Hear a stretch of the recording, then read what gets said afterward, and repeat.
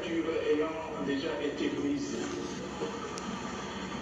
La préservation de notre indépendance, la consolidation de notre démocratie ont plus besoin de la vitalité de tous nos concitoyens.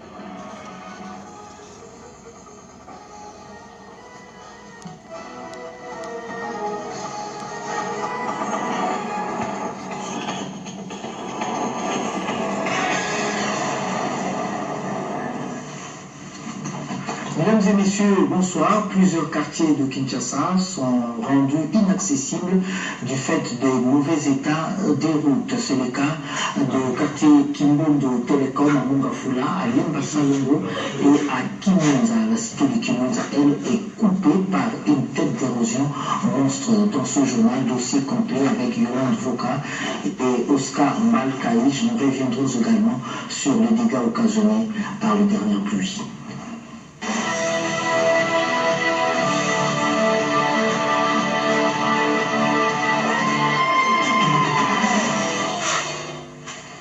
Nous ouvrons ce journal par ce rappel du président de la République sur l'organisation des élections cette année en République démocratique du Congo. Mes chers compatriotes, l'année qui s'achève a aussi été celle de la mise en œuvre du consensus politique obtenu au terme de l'accord du 31 décembre 2016 en vue de l'organisation d'un nouveau cycle électoral dans notre pays. Outre la formation convenue d'un gouvernement d'union nationale, le mois de mars dernier, et par la suite la mise en place du Conseil national de suivi de l'accord et du processus électoral.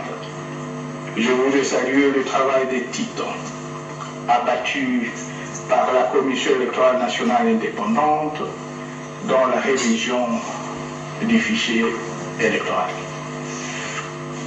L'adoption et la promulgation de la loi électorale aujourd'hui acquise, l'établissement des listes électorales, la répartition des sièges et la convocation des scrutins qui s'en suivront conformément au calendrier électoral publié par la CENI nous conduisent de manière irréversible vers l'organisation des élections.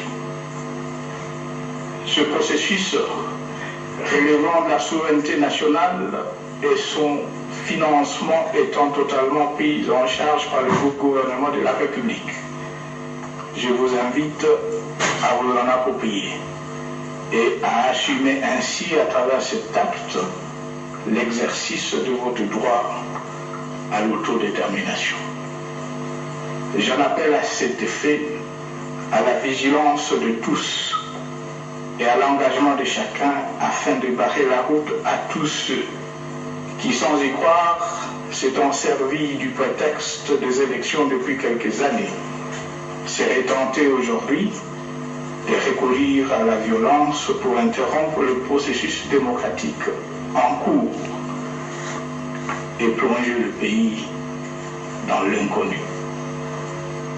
Notre peuple, qui à plusieurs reprises a fait preuve de maturité, saura certainement protéger la patrie contre toute initiative et toute ingérence ayant pour finalité de porter atteinte à l'indépendance politique de notre pays et à son intégrité territoriale.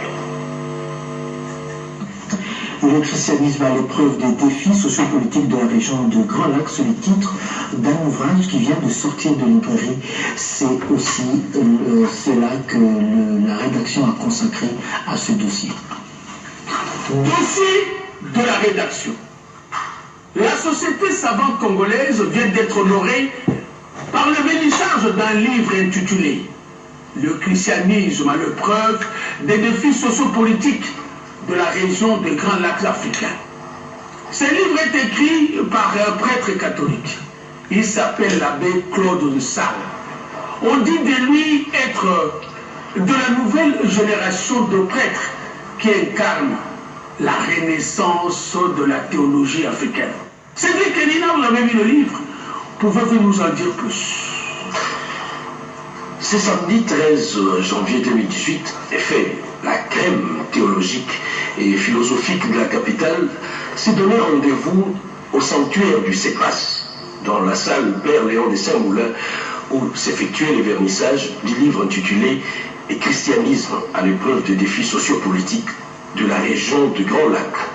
L'auteur, l'abbé Claude Sall, sous le regard comblé de l'un de ses maîtres, le professeur émérite Nguindou Mouchete, a tenu à évoquer la complexité de la région des Grands Lacs, théâtre ces dernières années des pires atrocités ayant occasionné une chute vertigineuse de l'humanité dans les abysses de la guerre de tous contre tous. D'où la nécessité, Guillaume Sylvestre Koukoumame Ponji, d'aborder les problèmes politiques de cette région avec beaucoup de précautions et de circonspection. La paix dans cette région tourmentée, relevant certainement de l'omnipuissance divine et d'une planification laborieuse et méthodique d'une gouvernance clairvoyante, doit être les biens les plus précieux à préserver, y compris contre les certitudes béates ou cyniquement motivées des faux prophètes que l'abbé Claude Sall arrive chirurgicalement à débusquer grâce à sa méthodologie qu'il appelle la dissension novatrice. Au confluent de la sociologie, de l'anthropologie, de l'économie, de la géopolitique et de la philosophie, la science théologique du jeune prêtre catholique forge dans le roc, grâce à l'éducation émancipatrice notamment, le chemin qui conduit vers la renaissance africaine. Cet horizon, a-t-il prévenu, ne sera jamais le fruit d'une génération spontanée. Il surviendra lorsque les Africains auront rompu avec des paradigmes qui les ont jusqu'ici asservis en osant dégager par eux-mêmes, en toute autonomie et souveraineté, les fillons de leur développement authentique. La déconstruction constructive qu'il suggère sur fond des valeurs chrétiennes universelles doit se servir de la révolution humaniste congolaise originelle, dans le droit fil de Kimpa Vita, Simon Kimbangu, Patrice Lumumba ou Pierre Moulele, dont l'abbé théologien revendique fièrement l'ascendance idéologique. Le tout en se méfiant des faux prophètes qui tentent d'importer des schémas avilissants du capitalisme sauvage. Citant Martin Luther King, l'abbé Claude Sall a attiré l'attention sur le fait que les ténèbres ne chassent pas les ténèbres, tout comme la haine ne saurait chasser la haine. Seule la lumière peut chasser les ténèbres et l'amour chasser la haine. Aussi dénonce-t-il les prophètes unijambiques, selon ces mots, qui prêchent la haine et la division et se disqualifient par ces faits mêmes. Ce livre d'un prêtre catholique a été, nous dit-on, porté sous le fond baptismal par Lambert Mende Malanga. Il est le ministre de la communication et des médias. Aussi, il est le porte-parole du gouvernement de la République. Dans un lieu hautement symbolique de l'église catholique de l'archidiocèse de Kinshasa, le CEPAS, nous avons dit. Tout un symbole que c'est décor par ces temps qui courent, Cédric. Lambert Mende Malanga a effectivement invité par l'auteur à baptiser cet ouvrage référence de la théologie catholique congolaise et africaine. Il faut dire que les clergés congolais, fourmis d'une nouvelle génération de prêtres décomplexés et révolutionnaires, déterminés à rompre avec la triste image d'appendice du capitalisme sauvage qui colle à l'Église catholique depuis peu. Selon les confidences recueillies auprès de ses proches et amis, l'abbé Claude Sall lui-même, jaloux de sa liberté de penser et uniquement guidé par la vérité du Verbe divin, ne s'est jamais laissé intimider par cette dictature ecclésiastique décadente qui, manifestement, n'a pas réussi jusqu'ici à irradier toutes les sociétés de la région des Grands Lacs de la lumière du Christ ressuscité. Dans l'église catholique du pays de Lumumba, il est clair que la tendance est à ce que Claude Sall appelle la dissidence novatrice et libératrice, aux antipodes des suppôts du néocolonialisme qui font de l'agitation politicienne par procuration au nom de la foi. La cause est entendue. C'est le ministre Lambert Mende, vous l'avez suivi, qui a baptisé ce livre, Guillaume Coucou, pour la recension. Le ministre de la Communication et des Médias, Lambert Mende Malanga, a procédé ce samedi 12 janvier 2018 au centre CEPAS, au baptême de l'ouvrage intitulé « Le christianisme et les enjeux politiques de la région des Grands Lacs africains ». La preuve de la situation sociopolitique. Écrit par le professeur l'abbé Claude Nsala, l'ouvrage analyse le problème qui se pose aujourd'hui dans la région des Grands Lacs, notamment en République démocratique du Congo. Le ministre Lambert Mende Malanga a dénoncé l'esnobisme de maîtres chanteurs qui ont souvent tendance à vouloir se substituer au peuple de la région et voudraient voir ces peuples renoncer aux droits légitimes qui ont été revisités dans leur fondement politique, philosophique par l'auteur. Il a en outre relevé le thème de ce qui soit un don de soi, comme une des solutions aux crises multiformes que traversent nos pays.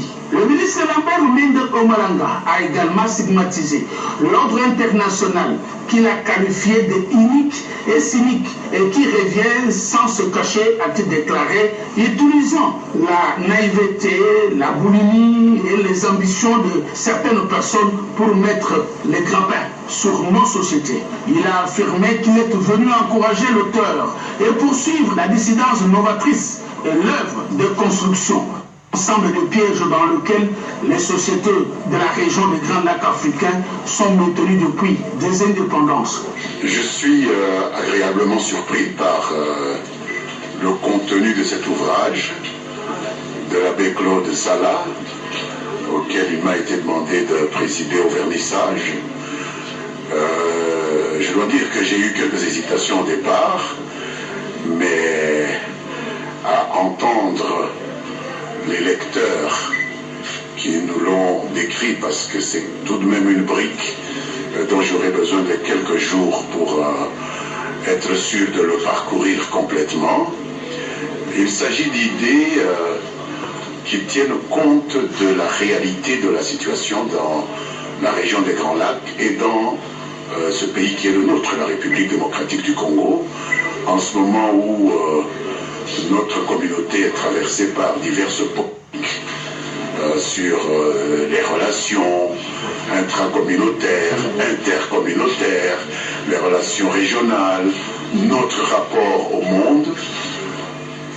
Il s'agit d'une analyse fine et extrêmement délicate de cette situation fragile dans laquelle nous sommes en train de nous mouvoir et qui nécessite des ingénieurs de qualité et non pas des faux prophètes avec des certitudes qui viennent en réalité servir leurs propres intérêts, comme on le voit maintenant.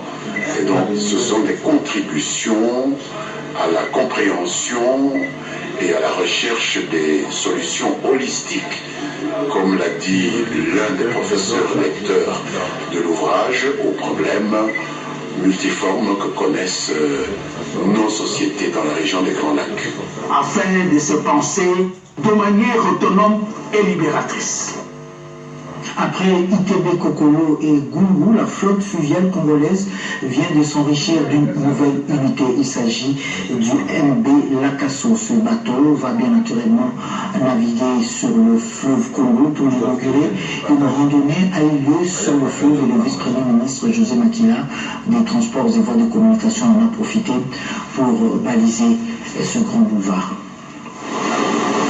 L'une des priorités sociales du vaste et transversal programme initié par le chef de l'État Joseph Kabila Kabange, programme intitulé La révolution de la modernité, dans le secteur des transports fluvial congolais, consiste à exploiter rationnellement tous les atouts naturels qui regorgent les majestueux fleuves Congo et tous ses affluents. S'appropriant cette vision et traduisant en acte cette volonté présidentielle, le vice-premier ministre des Transports et Communications, José Makila Soumanda, a effectué en compagnie de tous les membres de son cabinet randonnée fluviale sur ce grand boulevard naturel que le bon Dieu a doté à notre pays, les majestueux fleuves Congo.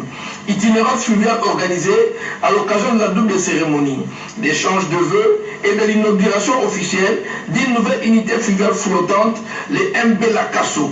À l'aube de cette année nouvelle, année qui apporte, je n'en doute pas, tout son lot de bénédictions pour chacun d'entre nous présents ici, dans ce somptueux bateau convié pour effectuer cette randonnée sur le majestueux fleuve Congo. Je voudrais rajouter d'un devoir, celui de vous remercier pour votre engagement, sans conteste, à quelque niveau qu'il soit, dans les efforts inlassables que nous ne cessons d'entreprendre pour le redressement du secteur de transport et communication en République démocratique du Congo. C'est ici pour moi l'occasion de remercier M. Michel-Ange Lokola, propriétaire de ce joli bateau. Ainsi, nous l'encourageons dans la promotion de l'entrepreneuriat dans ce secteur qui a vu la flotte de la République démocratique du Congo s'élargir d'une unité supplémentaire. Mais au sein de la présence des ministres d'État en charge des relations avec les parlements et celui du commerce extérieur à qui s'était joint les conseils principaux du chef de l'État en matière d'infrastructures, cette randonnée fluviale a permis au vice-premier ministre Joseph Makila Soumanda de s'imprégner de l'état des lieux des travaux de balisage organisés par la régie de voie fluviale sur le majestueux fleuve Congo.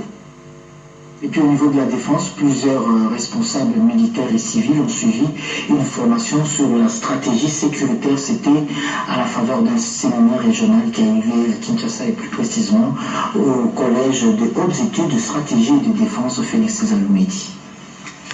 Porte fermée ce samedi 13 janvier 2018 pour les travaux du séminaire sur les politiques et stratégies sécuritaires en Afrique centrale et dans le Grand Lac, état des lieux, défis et perspectives au collège de hautes études de stratégie et de défense CHEST. Dans la conclusion scientifique de ces assises, l'organisation du séminaire a défini le concept de stratégie sécuritaire dans les contextes congolais, régional, africain et mondial pour retenir finalement que la stratégie sécuritaire de la République démocratique du Congo est liée à celle du monde. Les participants ont ainsi dépeint des types de théories dans leurs réflexions et analyses. Il s'agit de la complémentation entre la sécurité et le développement, ainsi que la connexion entre les deux théories sans lesquelles il n'y a pas de développement. Cette lecture est aussi celle du ministre de la Défense nationale qui croit ferme que la stratégie africaine et mondiale, mais congolaise, passe par une formation majeure des responsables militaires de la police et civile. Un séminaire que nous voulons perpétuer. Nous allons organiser au niveau, cette fois-ci, de la CAC, pour que tous les pays africains de l'Afrique centrale puissent prendre part active à ce séminaire. Conduire de cette manière avec le tennis pour que ça marque aussi en Afrique centrale tout comme en Afrique entière. Le sénateur Molaïla a saisi ce cadre pour saluer la vision du chef de l'État et commandant suprême de FARDC, créant le CIEST qui a rencontré la problématique de séminaristes des politiques et stratégies sécuritaires en RDC en ce moment de la montée vertigineuse de la barbarie humaine au monde. C'est un visionnaire pour la paix. C'est un visionnaire pour l'avenir de l'Afrique et du monde. Les commandants du CHEST, le général-major Kibongi et les représentants des auditeurs, le colonel Georges Mokole, se sont plutôt limités dans leurs propos au remerciement des uns et des autres ayant contribué à la réussite de ces travaux, notamment les intervenants, les modérateurs. Des projets d'adduction d'eau potable et d'électrification sont initiés en faveur de la commune de Kinseso et du quartier Menkao. Le directeur du cabinet du chef de l'État, Néhémie Milania, s'est rendu dans ces deux quartiers périphériques de Kinshasa pour voir la faisabilité de ce projet à haute portée sociale. Le projet d'électrification des milieux ruraux initié par le chef de l'État, Joseph Kabila Kabange, fait du chemin. Et pour preuve, la cité de Menkao, dans la commune de Maluku, est désormais éclairée. Le directeur de cabinet du chef de l'État, Néhémie Milania Wilonja, est allé se rendre compte de cette réalisation en présence du ministre du Développement rural, Justin Bitakunda. Je suis venu inspecter tous ces projets qui rentrent dans le cadre de la grande vision du président de la République. Souvenez-vous que depuis 2005, il avait parlé des 5 chantiers de la République et dans ces 5 chantiers, il y avait l'eau et l'électricité.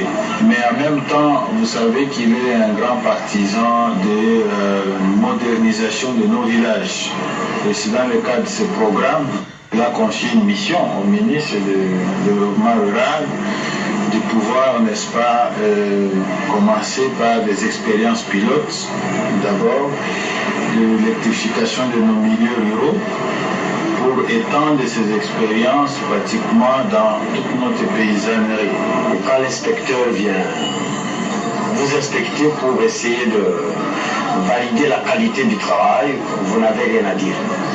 Mais seulement je me dis que la présence du cabinet du président de la République et le représentant personnel du chef de l'État, c'est un couronnement pour moi, pour dire que la mission qui m'a été confiée par le président de la République, je l'exécute.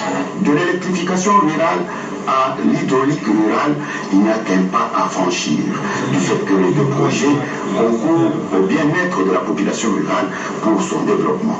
C'est dans ce cadre que s'inscrit la visite du site où sera effectuée des opérations de forage en vue d'y installer les bornes fontaines qui vont fournir de l'eau potable à la population de Kisenso.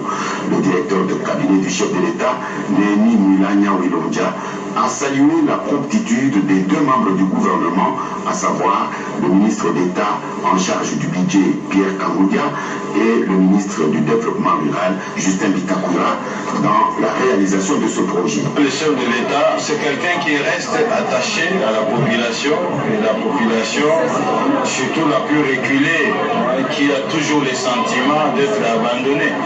Je voudrais ici féliciter le ministre d'État Kangoudia et le ministre Bitakura, parce qu'ils sont prompts, n'est-ce pas, à saisir le message du chef de l'État et à prendre des initiatives pour concrétiser la vision et les orientations du président de la République. Et puis ce démenti de la famille du gouverneur André Kimbuta. La famille du gouverneur André Kimbuta dément les informations circulant sur les réseaux sociaux, informations selon lesquelles M. André Kimbuta serait admis dans un hôpital de Kinshasa, puis transféré en urgence en Afrique du Sud, d'un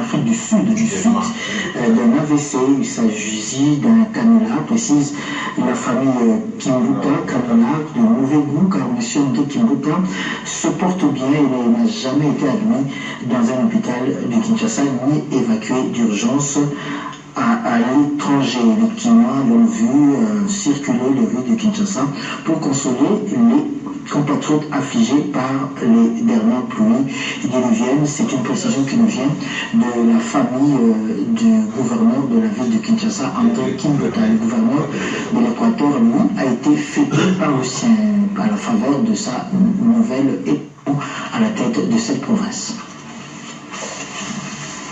Le gouverneur de la province de l'Équateur, Dieudonné Bobo Boroko, a été investi par l'ordonnance présidentielle. Quelle joie, une liesse pour les ressortissants de l'Équateur.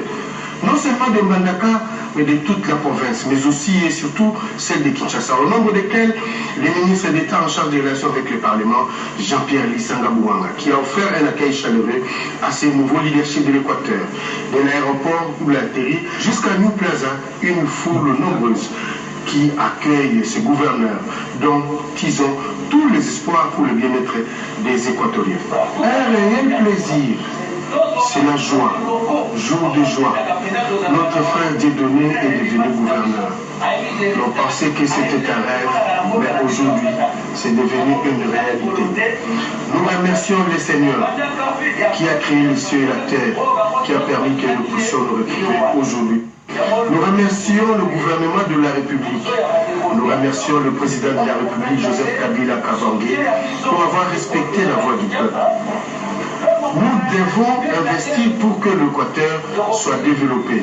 Nous devons aider les nouveaux gouverneurs pour le bien-être, pour le développement et le bien-être des enfants de l'Équateur. Au chapitre de partis politiques, je vous convie à suivre ce café politique du PPRD. C'est une rencontre hebdomadaire où le cadre de ce parti s'échange des idées. Ces rendez-vous s'inscrivent dans le cadre du café politique organisé chaque vendredi. Tribune par excellence d'échange d'idées pour rapprocher davantage les militants du Parti du peuple pour la réconciliation et la démocratie PPRD aux idéaux de l'initiateur, le chef de l'État, Joseph Kabila Kabange. Premier café politique de l'année 2018, thème retenu, le patriotisme actif, sujet développé camarade de l'ancien Moutongo en l'installant au capi de l'hôtel Vénus. Un patriote qui aime son pays le défend jusqu'au sacrifice suprême s'il est faux. Préalablement, il doit bien connaître son pays. D'entrée des jeux, l'intervenant a énuméré 5 symboles de la République démocratique du Congo. Les noms du pays, les drapeaux, les armoiries, l'hymne national et l'effigie du chef de l'État. Le nom du pays est le premier symbole car il renvoie au pays, la République démocratique du Congo. Le drapeau national est tricolore, fait du jaune, du rouge et du bleu. Les armoiries nationales ont valeur d'insigne officiel et des marques de reconnaissance de l'État. Notre devise, justice, paix, travail, est un mot d'ordre, une règle de vie et de conduite pour la RDC. L'hymne national est l'effigie du chef de l'État, symbole de l'unité nationale.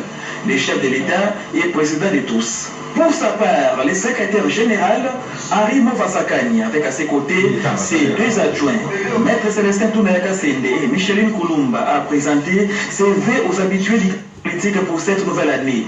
Il a reconnu et loué leur fidélité, leur loyauté à l'initiateur du parti, au Ubuntu par excellence, le Raïs Joseph Kabila Kabangi. C'est basant sur les faits historiques, le professeur Mouva Sakani a démontré les effets néfastes de l'ingérence de l'Église dans la politique. Même le Christ l'a si bien explicité. À Dieu ce qui est à Dieu, à César ce qui est à César. Question de conscientiser les camarades sur leur rôle à jouer en rapport avec la situation politique actuelle.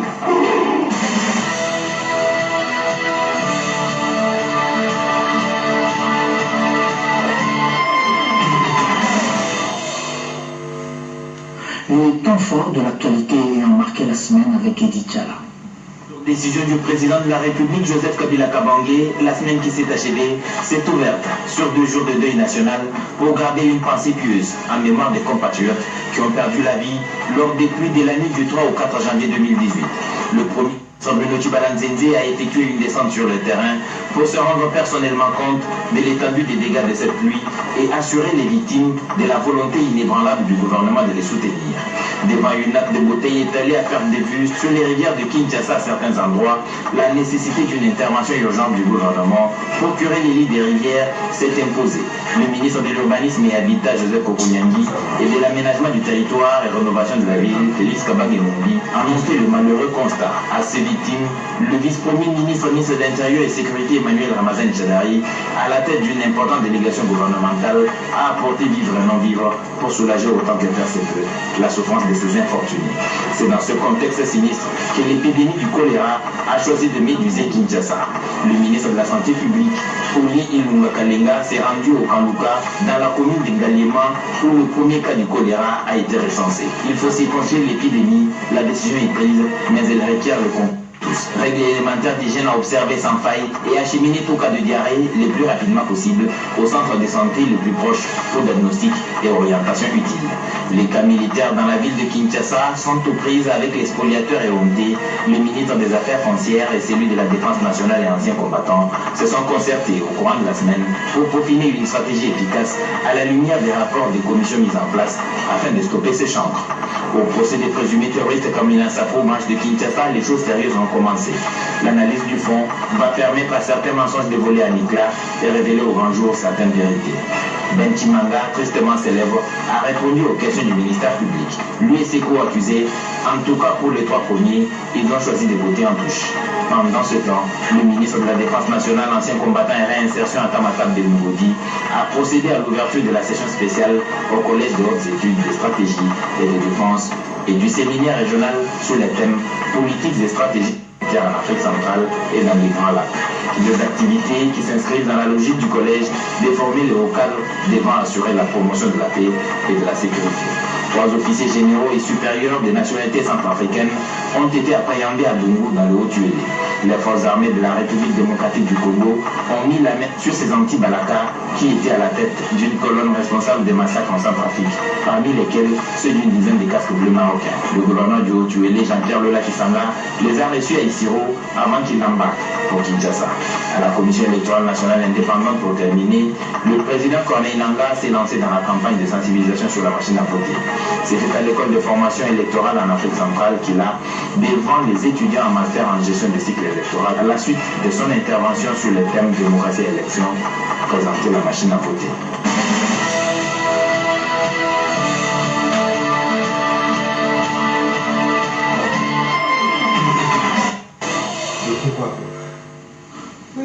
Des quartiers entiers ont été inondés en début de semaine dernière à la suite de la pluie qui s'est abattue sur la ville. Le dégât matériel et humain a été lourd, vous le savez.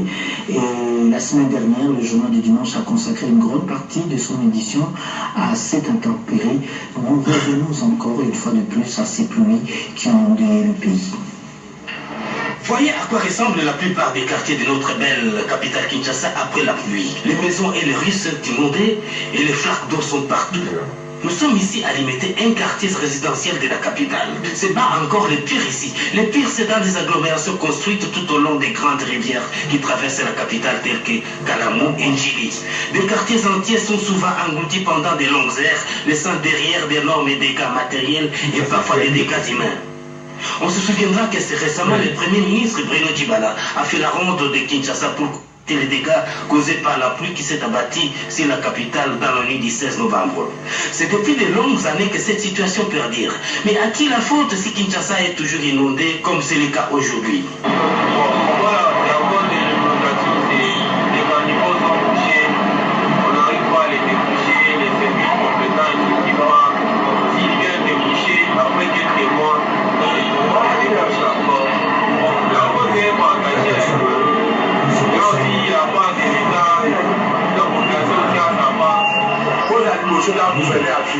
La première cause, c'est le gouverneur de la ville, parce qu'il est le responsable de la ville.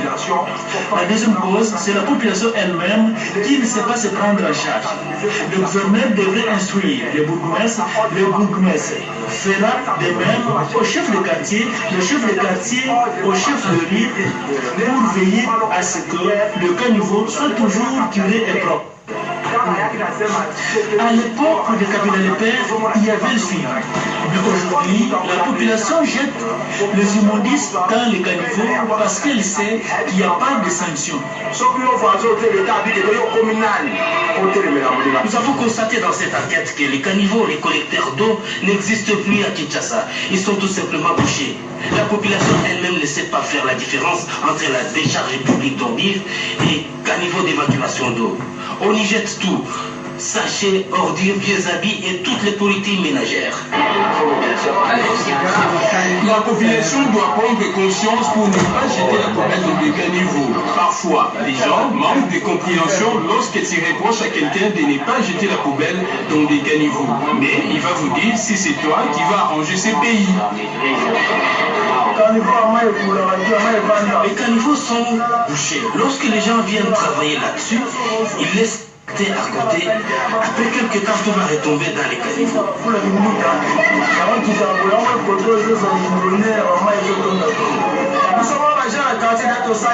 Nous-mêmes, les jeunes du quartier, nous avons tenté plusieurs fois de tirer les caniveaux, mais l'hôtel de ville ne nous aide même pas à sauver, ne fût-ce que c'est béton. Et on se décourage.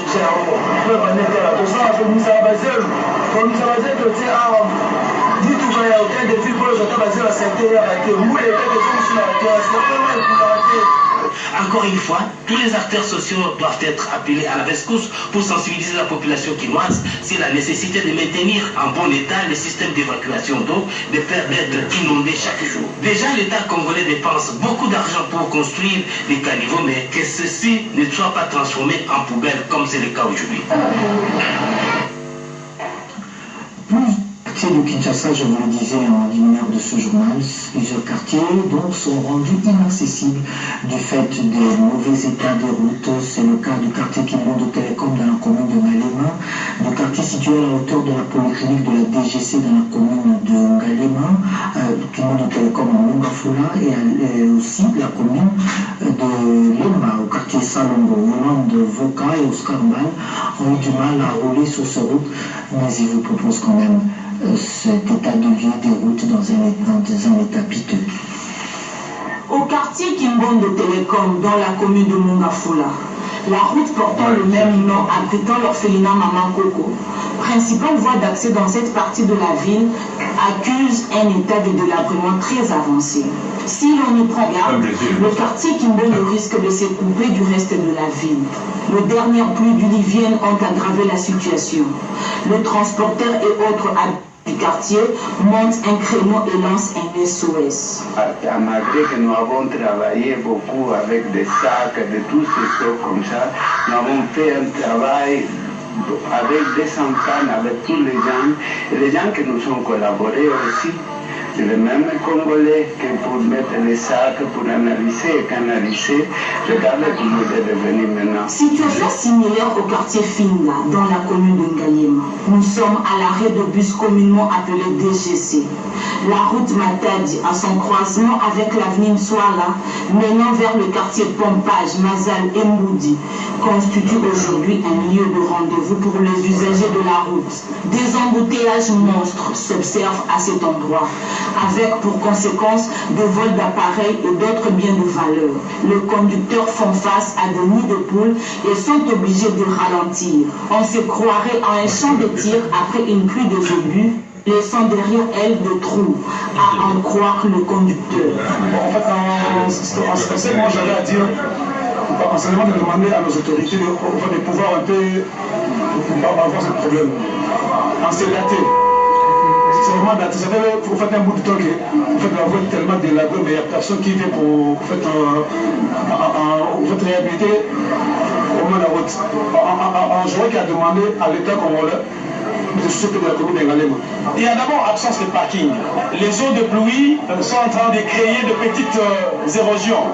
Dans ces concerts de jérémiade, l'autorité municipale assure. Comme vous l'avez constaté maintenant, je crois que même les images font froid. C'est très amer, vraiment, ça nécessite une intervention urgente. Je crois qu'aujourd'hui, ça va encore.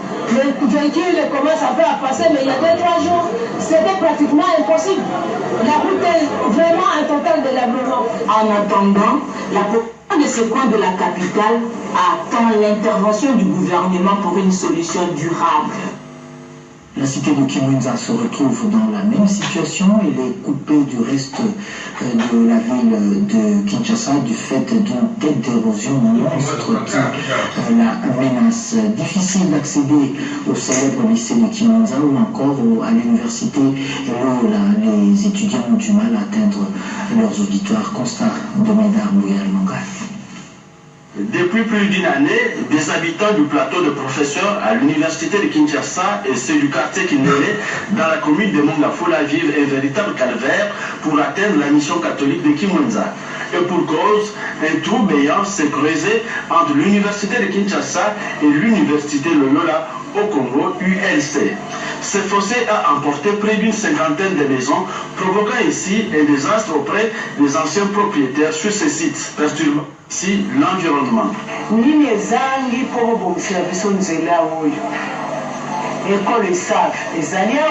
Qu'est-ce qui manque pour que vous puissiez nous apporter votre assistance? Je lance le message à toutes les anciennes du lycée Sacré-Cœur de Kimwenza, à tous les hommes et à toutes les femmes de bonne volonté. Notre regard est tourné vers vous. Pourtant, à Kimwenza, il y a des écoles et une importante bibliothèque.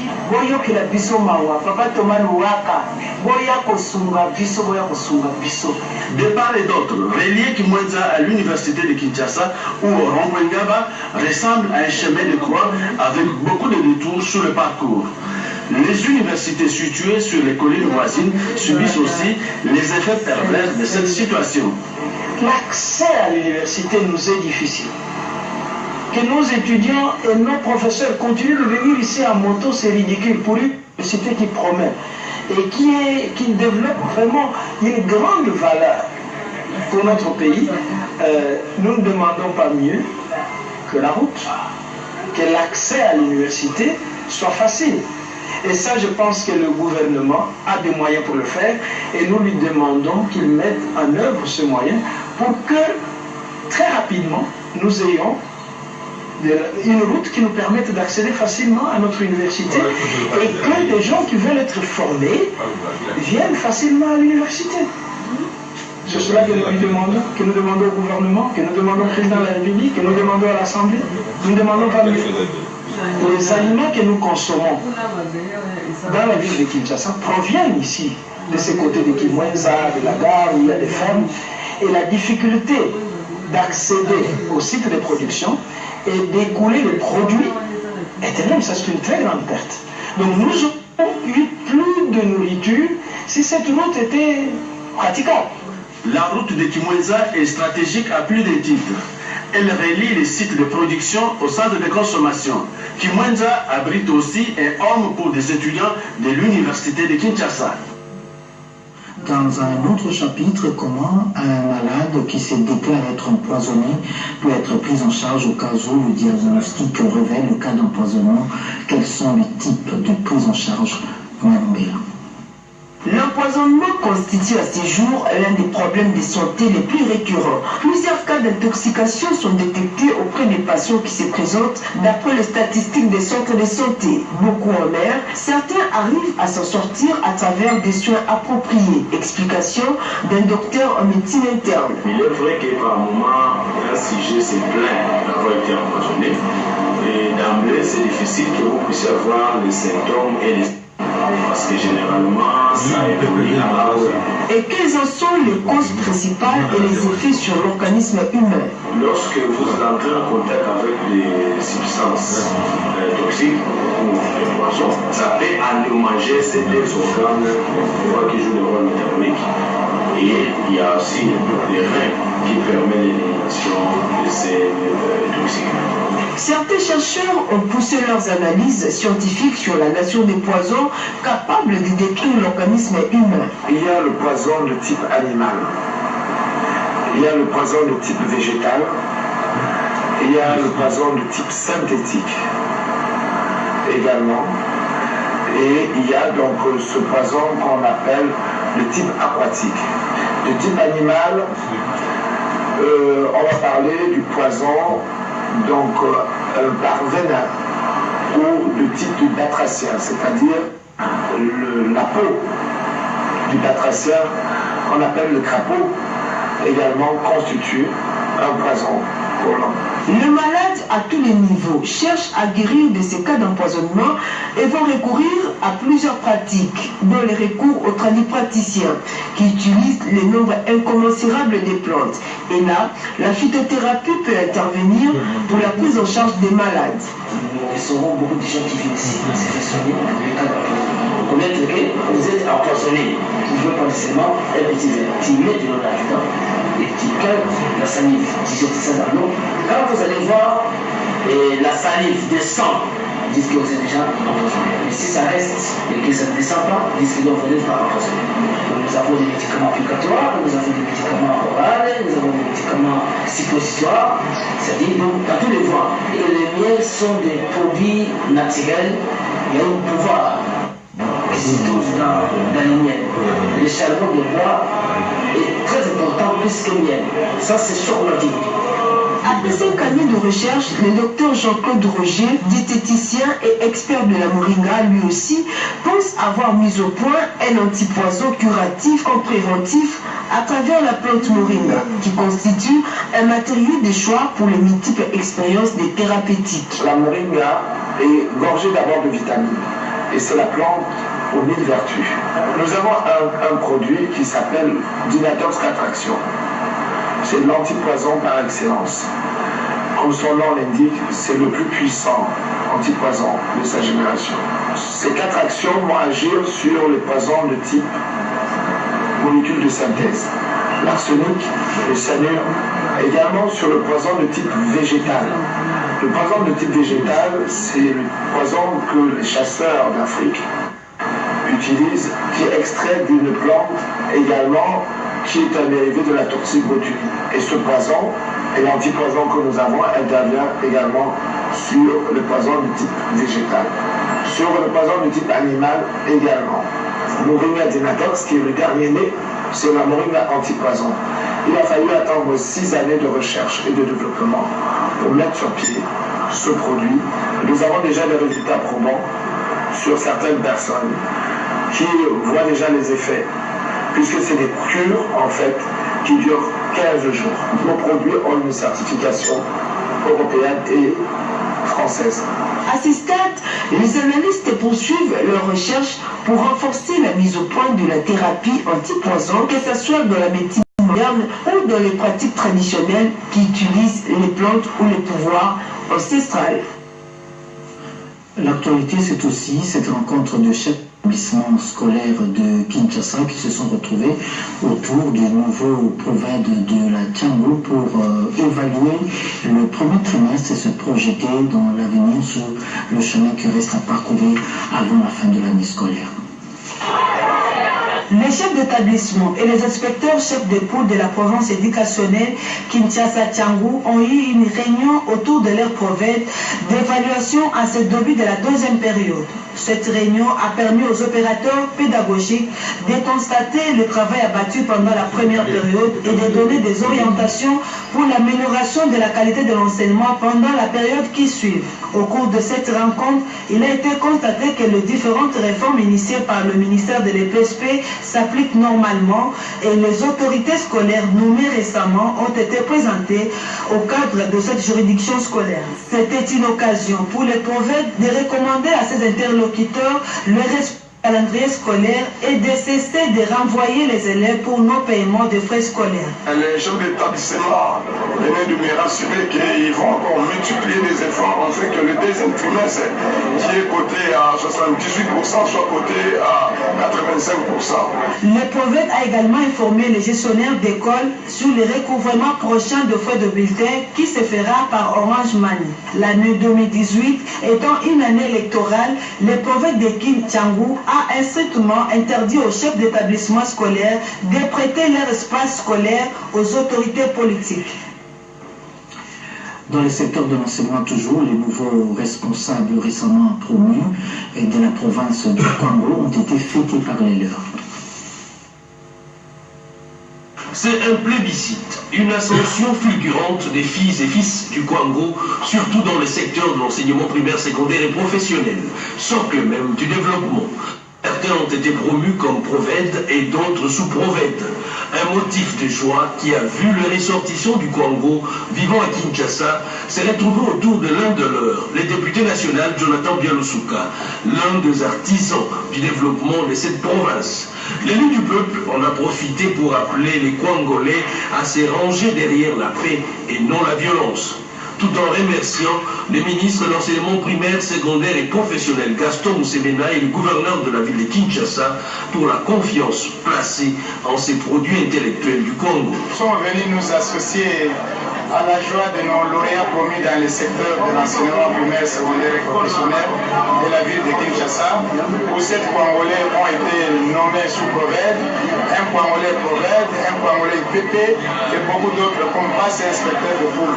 Nous avons demandé aux Congolais de ne pas se laisser distraire par des appels au désordre, puisque nous, Congolais qui sommes majorité sociologique dans la ville, notre salut c'est de transformer cette majorité sociologique en majorité politique. Et la seule voie, ce sont les élections. Les désordres n'ont jamais servi à un Congolais.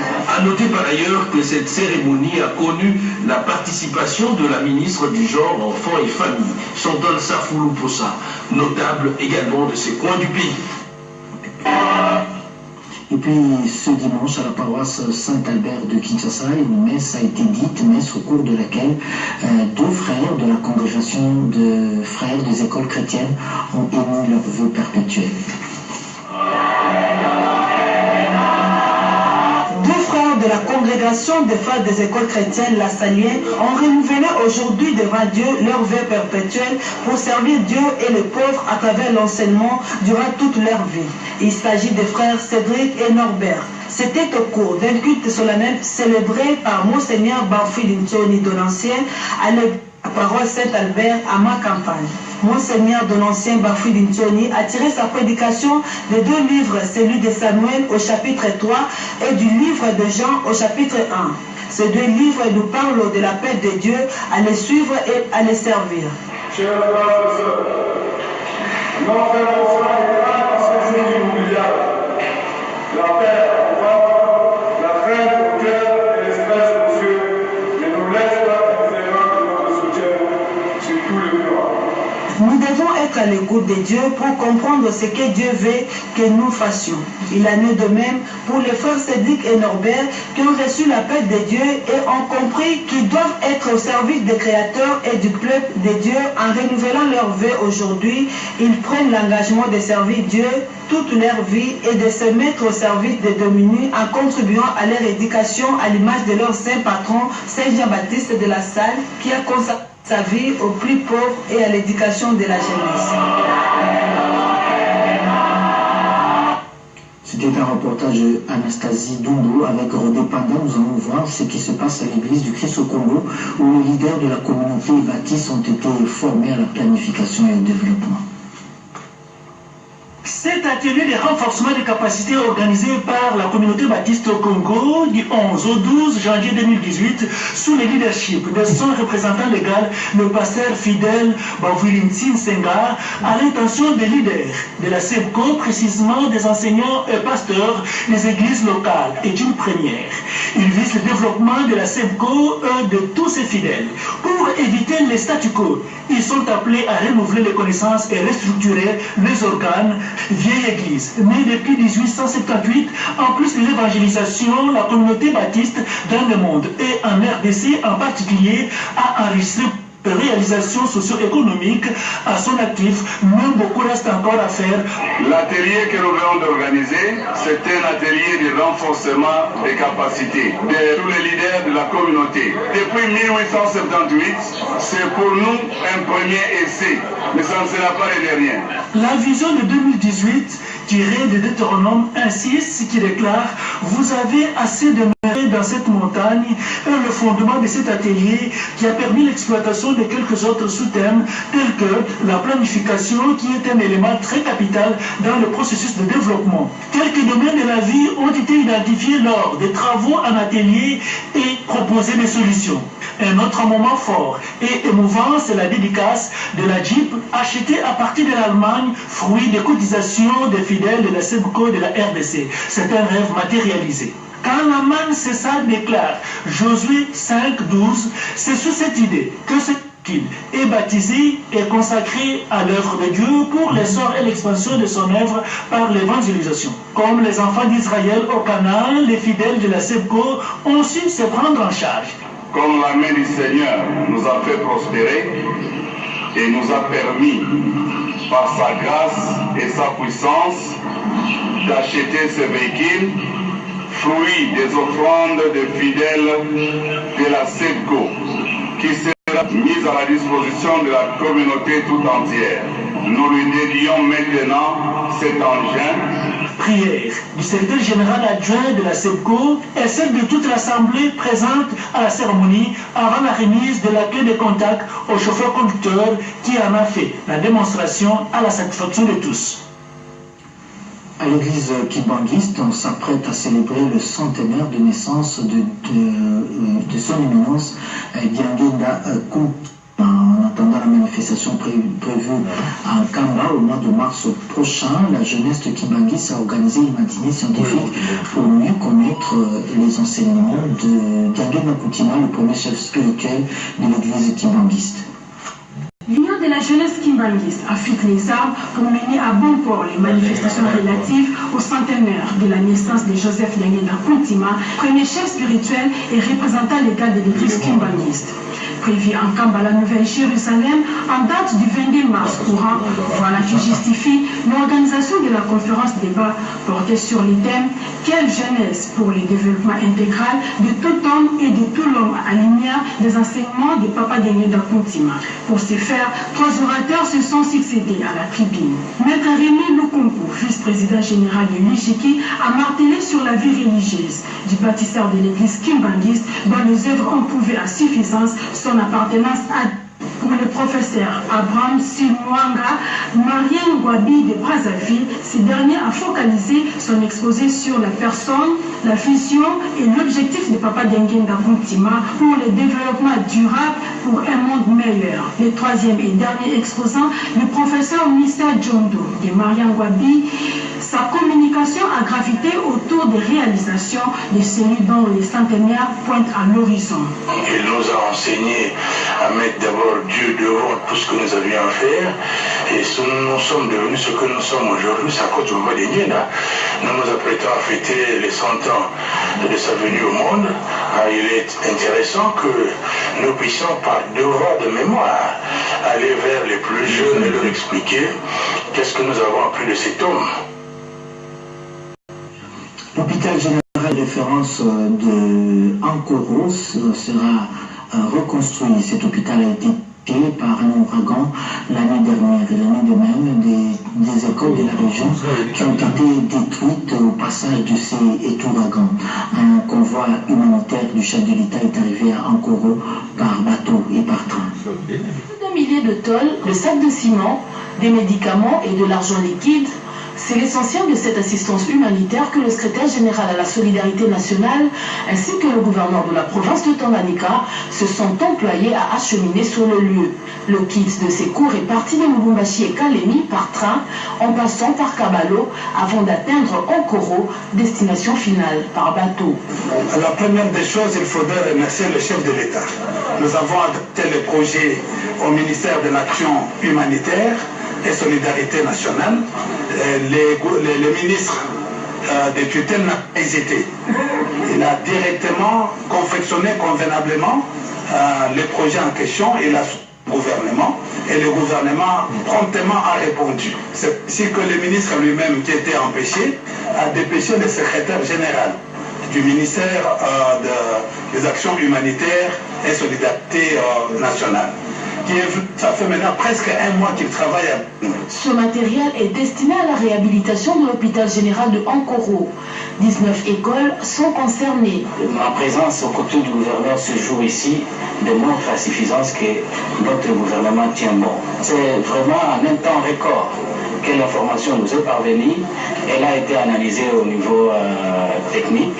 Nous avons produit un document à base factuelle qui a permis à l'autorité de pouvoir décider dans un temps beaucoup plus bref. Ce geste du gouvernement via le ministre de la Solidarité nationale et Actions humanitaires, Bernard Biando, sur instruction du chef de l'État, témoigne de la prévenance affectueuse de Joseph Kabila vis-à-vis de son peuple. Et puis ce geste du gouvernement de la République à l'endroit des sinistrés des dernières pluies. Ils ont presque tout perdu après le dernier pluie diluvienne qui se sont abattus sur la capitale. Des centaines de familles sinistrées viennent de bénéficier des dons du chef de l'État Joseph Kabila Kabange par l'entremise de la bourgmestre de la commune de Ngalema, Inona Sengi Fatouma, dont constitué de vivres et non-vivres. C'est là pour pouvoir se consoler et savoir que le premier citoyen congolais a toujours été compatissant au malheur de ses compatriotes. Saluant ces gestes de générosité, la bourgmestre de la commune de Ngalema n'a pas caché ses émotions. Je profite pour remercier le président de la République, Joseph Kabila Kabange. Ça, c'est la première étape. La première chose, c'est vraiment d'assister d'abord les fiscs dans la ration alimentaire. Et comment les loger, comment vraiment sécuriser du point de vue habitat, ça c'est une politique. Le projet que le gouvernement a promis de mettre en œuvre. L'un des bénéficiaires a abondé dans le même sens. Le chef de l'État a écouté une plainte que tout le monde... Retenez que les sinistrés de pluie diluvienne datant du début de la première quinzaine du mois de janvier 2018 ont aussi émis le vœu de voir l'autorité urbaine de s'investir afin de leur doter des lopins de terre pour leur relocalisation. Et puis ce message de félicitations à l'endroit de Madame Francine Moumba, présidente de l'Union panafricaine de la jeunesse. Elle nous vient de l'association socio-culturelle et d'entraide des Baemba Twibunge, qui considère cette réélection comme une fierté pour la communauté Emma et pour le Grand Katanga. C'est surtout une victoire diplomatique pour la RDC et son chef de l'État qui a soutenu cette candidature. La communauté Emma de Kinshasa, c'est cette occasion pour remercier le président pour soutien à la digne fille de Tobolo Nyama Yakeba et lui réitère son attachement pour tous les efforts fournis en faveur du retour de la paix sur toute l'étendue et surtout de l'organisation des élections conformément au calendrier de la CENI. C'est une dépêche qui nous vient donc de l'association socio-culturelle et d'entraide des Baïma il est signé par Germain Sandemondeke, président, Jean Moulambi Lungu, secrétaire général. Et enfin, pour clore ce journal, je reviens sur ce démenti de la famille André Kimbuta Yango, le gouverneur de la ville de Kinshasa. Ce démenti de sa famille, donc, au sujet des informations circulant sur les réseaux sociaux, selon lesquelles le gouverneur serait admis dans un hôpital de Kinshasa et transféré en Afrique du Sud. Faux, il n'est pas question, précise Eric Kimbuta, qui est de la famille Kimbuta, qui donne donc ce démenti. Merci infiniment de nous avoir suivis. Bonsoir et à la semaine.